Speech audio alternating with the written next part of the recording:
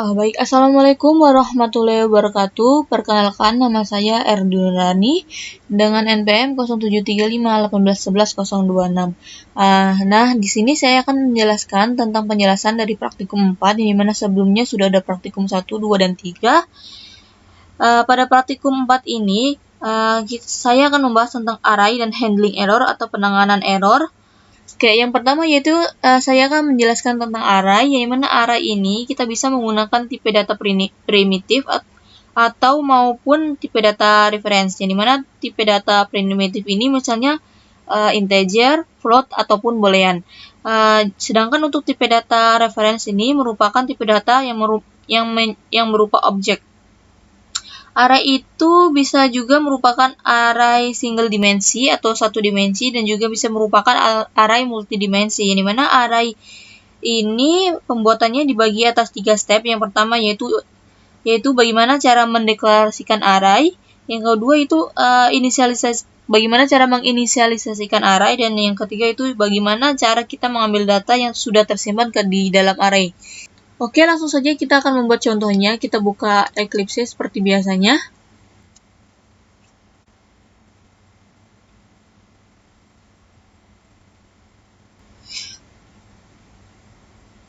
Nah, oke, bisa kita lihat di sini kita menggunakan workspace yang sama seperti sebelumnya. Kita launchkan.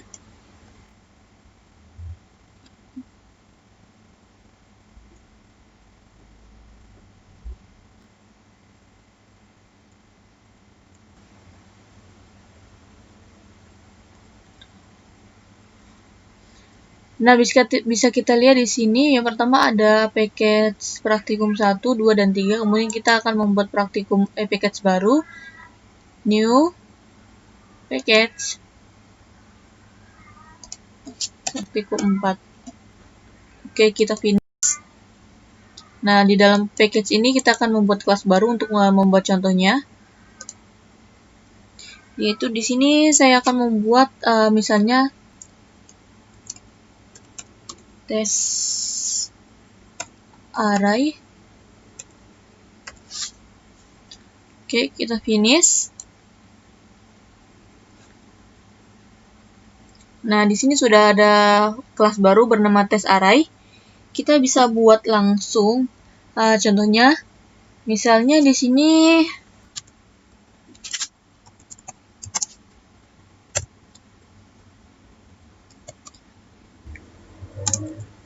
ini merupakan contoh dari array satu dimensi.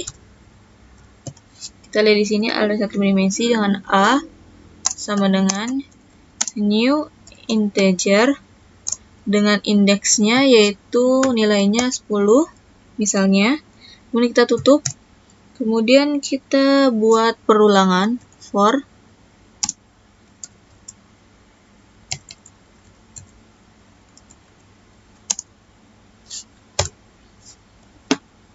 integer i sama dengan 0. Oke, dimana A atau length A ini merupakan, yaitu artinya panjang dari array, dimana jika arraynya ini 10, misalnya ini kita tetapkan 10 di atas, maka kita akan melakukan perulangan sebanyak 10 kali, dimana misalnya melakukan perulangan dari 0 sampai 9 mengikuti nilai arahnya tadi ini 10 kali. Oke, kemudian kita berikan nilai dari A, yang mana yang nilai A yaitu A dengan indeks I sama dengan I plus 1 misalnya. Jadi jika nilai I ini sama dengan 0, maka kita akan jumlahkan sesuai dengan rumus. Jadi I sama dengan 0 berarti 0 tambah 1, dimana hasilnya nanti sama dengan 1. Untuk selanjutnya misalnya yaitu jika I sama dengan 1, maka I1 ini 1 ditambah 1, jadi hasilnya akan 2 nanti. Oke, coba kita printkan.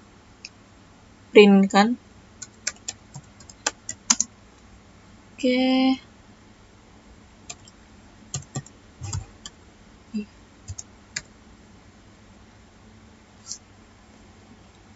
Oke, kemudian kita running misalnya.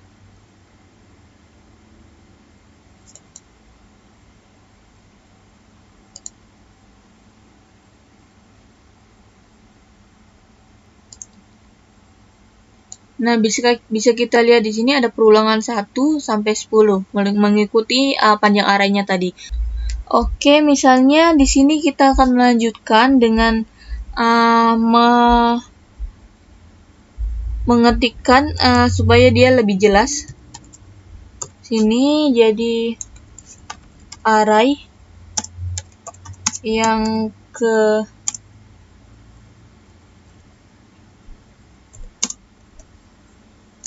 plus i, kemudian kita pluskan lagi sama dengan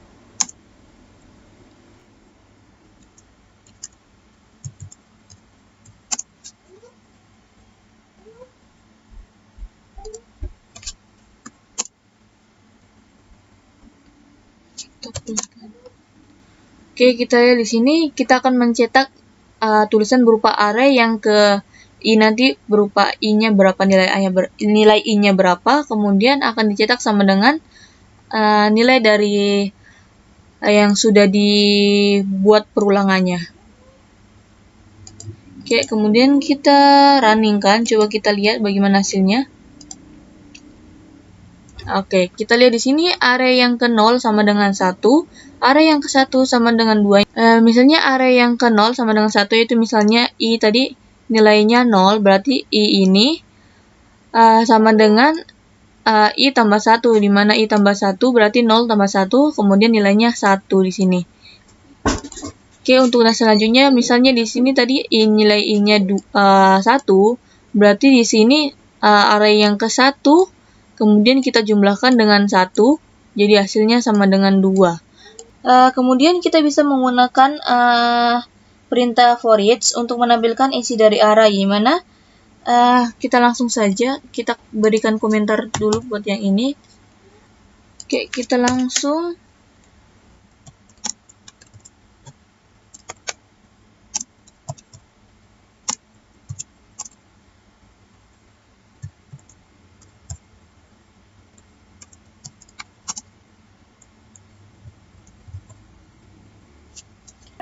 Oke, yang pertama di sini kita lihat kita akan mendeklarasikan elemen tipe integer. Kemudian di mana nilai ini nanti akan diambil dari array, di mana perulangan ini akan mengulang seluruh data yang ada di array, kemudian dimasukkan ke dalam elemen, kemudian dicetak elemennya menggunakan sysout_print ini. Kemudian kita coba runningkan. Oke, apakah hasilnya sesuai? Oke, hasilnya kita lihat sama dengan yang pertama tadi. Nah, ini tadi merupakan yang kita buat ini merupakan contoh dari array 1 dimensi. Kemudian kita coba membuat array dari 2 dimensi. Misalnya kita lanjutkan di sini saja. Sini kita langsung buat misalnya integer b dimensi 2, kemudian sama dengan new integer. Nah, bisa kita lihat di sini dimensinya ini kita bisa kita lihat di sini indeksnya ini harus disebutkan, kalau tidak minimal yang pertama ini indeks yang pertama ini harus disebutkan nilai indeksnya. Jika tidak nanti akan ada error nantinya, yang mana artinya dimensi array ini harus dituliskan. Kita lihat di sini ada error nih. Kemudian kita coba masukkan misalnya 10 sama seperti tadi. Kemudian kita lanjutkan. Di sini kita bisa menggunakan untuk array 2 dimensi ini kita bisa menggunakan perintah for untuk mengisinya. Tapi perintah for ini ada di dalam for lagi nantinya. Misalnya langsung saja for blank plus panjang B-nya, kemudian kita bisa masukkan B.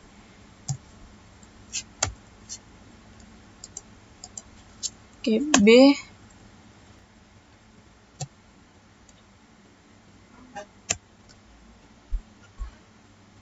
dengan new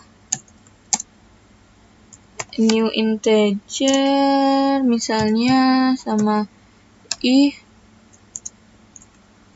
plus 1, kita tutup, kemudian kita masukkan for lagi.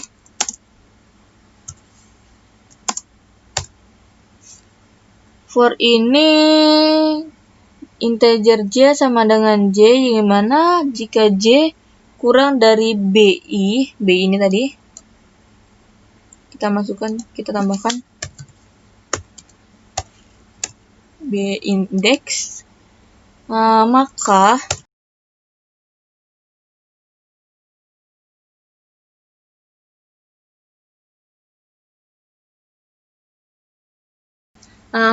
B ke I ke J ini sama dengan misalnya I tambah J. Untuk kita tutup, kemudian kita printkan sysout. Kita masukkan B I ke J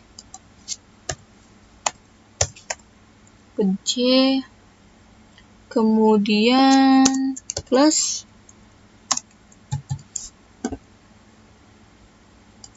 kemudian kita tambahkan sysout kosong.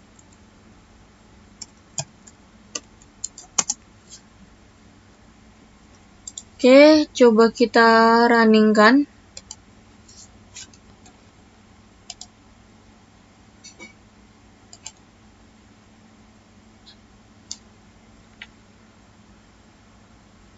Mana sih?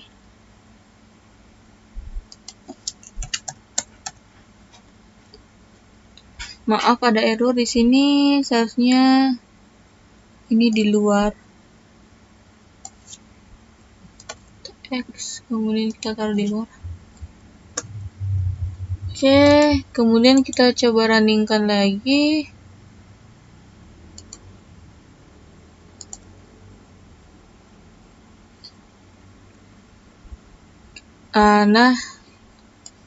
Dia tidak berurutan. Kita akan membuat supaya dia horizontal, jadi kita hapus line-nya, kemudian kita coba runningkan lagi.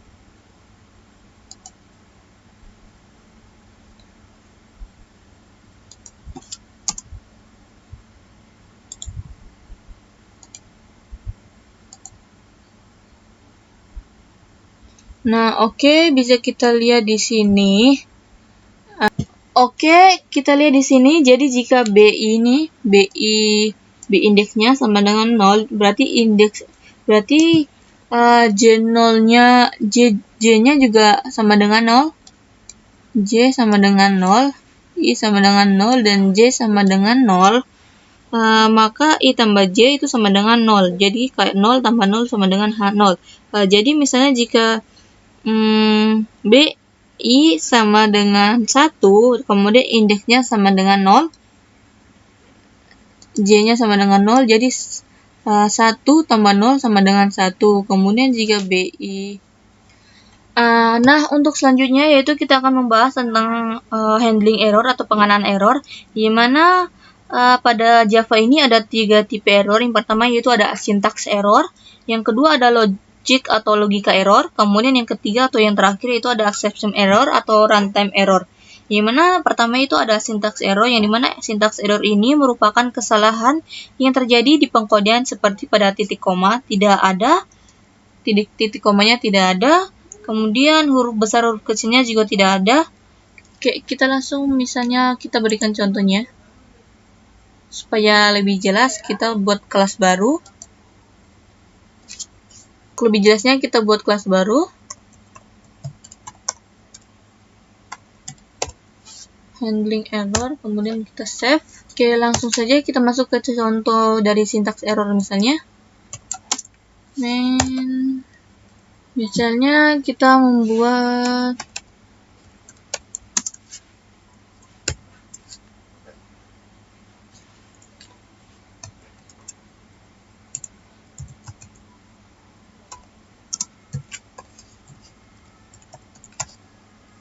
kemudian kita hapus misalnya titik komanya. Kemudian bisa kita lihat di sini di bagian sampingnya ada error, yaitu syntax error. Tolong masukkan titik koma untuk melengkapi block statement ini.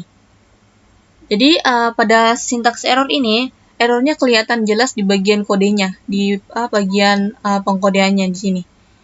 Kita bisa mendapatkan langsung titik komanya. Kemudian kita lihat di sini errornya hilang. Kemudian kita runningkan. Oke. Yang selanjutnya yaitu ada logic error, dimana atau logika error. Nah, pada kesalahan seperti ini biasanya terjadi sebagai akibat dari logika programmer yang salah. Kesalahan seperti ini tidak menghasilkan kesalahan kompilasi ataupun runtime.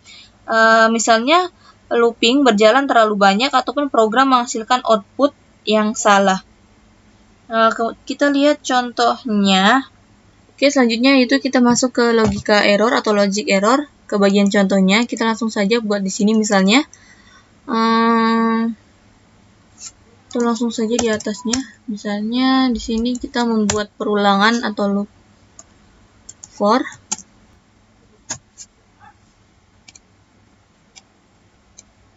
Kita pindahkan ke atas.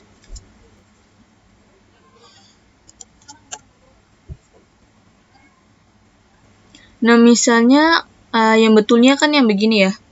Misalnya kita runningkan ini. Salah. Ini kita masukkan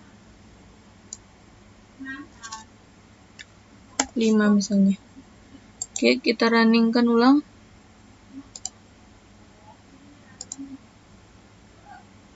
Selamat praktikum sebanyak 5 kali kita melakukan perulangan. Tetapi contoh dari logic error yaitu contohnya misalnya kita hapus di sini, kemudian kita tutup langsung.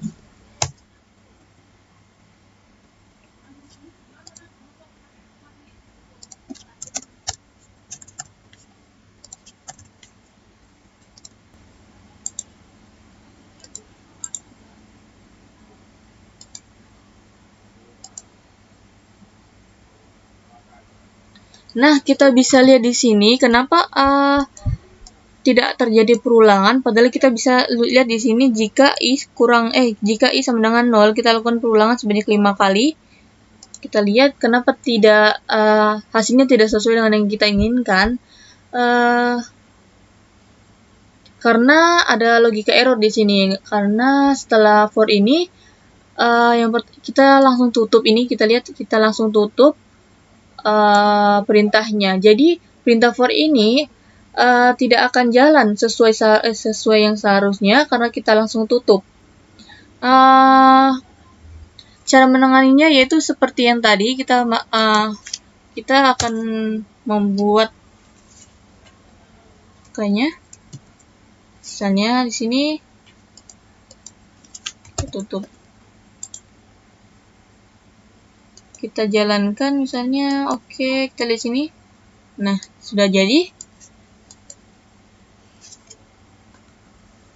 Nah, pada logika error ini, compiler tidak bisa mendeteksi dan harus kita mengecek satu-satu apakah ada error di sebelah mana. Jadi, logika error ini lumayan susah untuk mencarinya apabila script kode yang kita punya itu terlalu banyak. Nah, untuk selanjutnya yaitu ada exception error atau runtime error, di mana runtime error exception error ini ada dua kategori. Yang pertama ada unchecked exception atau yang tidak dicek, yaitu kesalahan dalam kode, sehingga errornya tidak diperlihatkan di dalam kodenya.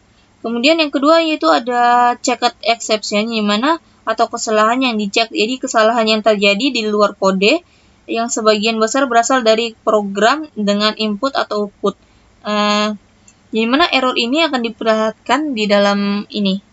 Cara penanganannya itu kita bisa lihat di bagian atau di line mana yang ada errornya. Nanti ada error di sini. Kita langsung saja misalnya. Oke, kita langsung saja misalnya kita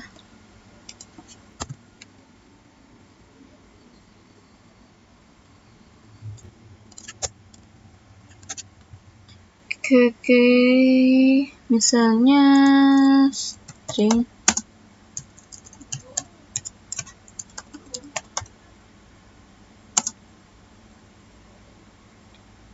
x, kemudian sama dengan kita masukkan nilainya a,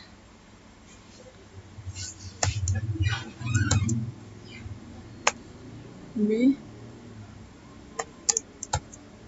c,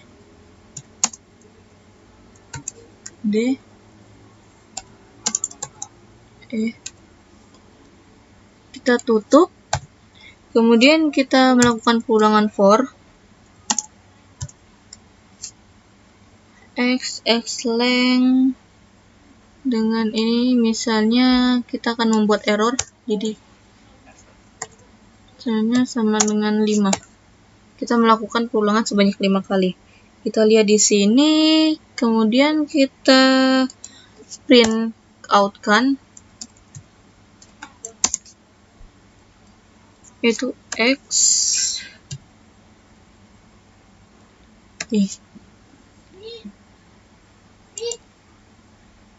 Kemudian kita coba runningkan apakah ada error, exception error. Nah, kita lihat di sini walaupun dia berjalan tapi ada error. Nah, kita bisa lihat di sini hasilnya walaupun dia berjalan di atas tapi ada exception error di atasnya. Exception in thread main java-lang, dimana pada bagian yang error itu merupakan pada bagian ke line ke-9. Oke, kita langsung saja kita coba menangannya. Cara penanganannya itu kita bisa menggunakan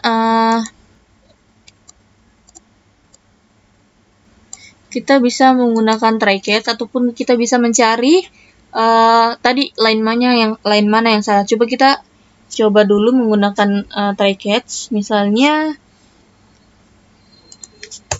try catch, kemudian kita masukkan ini di atas.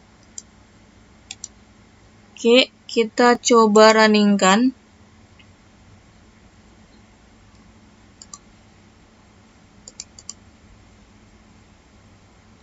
Nah, kita lihat di sini errornya sudah tidak ada. Jadi kita lihat di sini pada try catch ini artinya jika di sebelah sini tidak ada error, maka yang ini akan dicetak, tapi jika ada error maka di sini ada itu. Contoh misalnya kita akan membuat sysout di bagian sini, jadi kita tahu apakah yang kita buat ini error atau tidak. Sysout, kemudian ada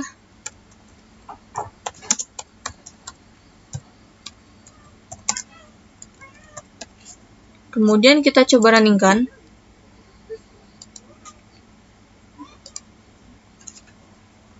Nah, di sini berarti ini jadi yang pertama ini ada error, jadi kita kerjakan yang kedua ini. Dia tercetak yang pertama tapi juga tercetak yang kedua karena ada error exception di sini. Nah, oke, mungkin itu saja penjelasan tentang praktikum 4 dari saya. Lebih dan kurangnya saya mohon maaf. Wabillahi taufiq wal hidayah. Wassalamualaikum warahmatullahi wabarakatuh.